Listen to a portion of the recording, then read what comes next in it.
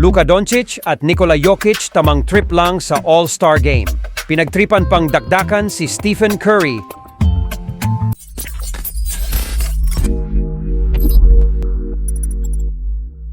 Naging intense ang 2024 All-Star Games dahil sa mga umuulan na 3 points at dunks sa kampo ng East at West team. Ang All-Star Game ngayong taon ay nakapagtala pa ng history matapos makakuha ng 200 points ang Eastern team. First time sa kasaysayan ng All-Star Games. Ngunit sa kabila ng pagiging seryoso ng mga NBA players sa intense na laro, kapansin-pansin ang pag-e-enjoy at trip nina Nikola Jokic at Luka Doncic.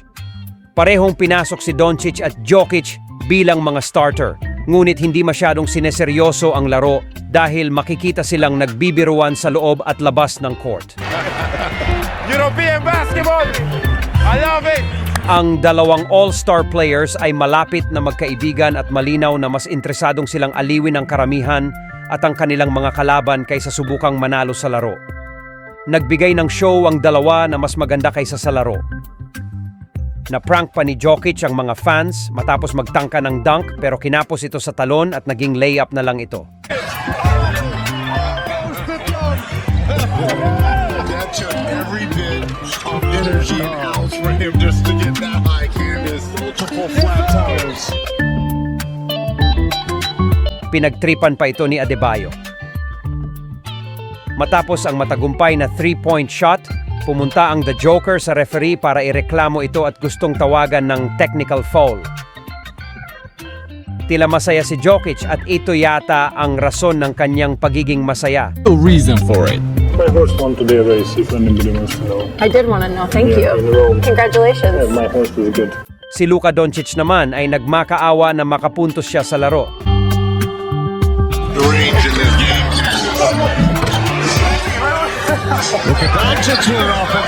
Nagkaroon naman si Luka ng isang rare dunk. Iisa pa sana si Luka Aliyoptosel pero nabutata ito ng rim.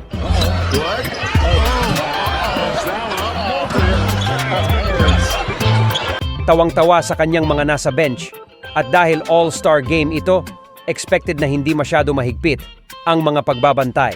Kaso hindi pa rin makapuntos si Luka. Nagbitaw din ito ng half-court shot kahit napakalaki ng natitirang oras.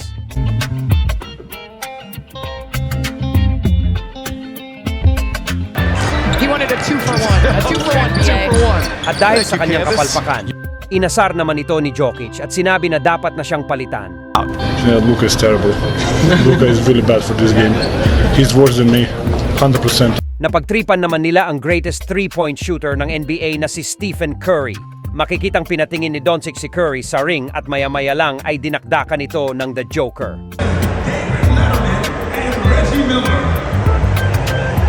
At sa katapusan ng laro, binigyan ng pagkakataon si Nikola na gawin ang traditional na dunk sa last seconds ng All-Star Game.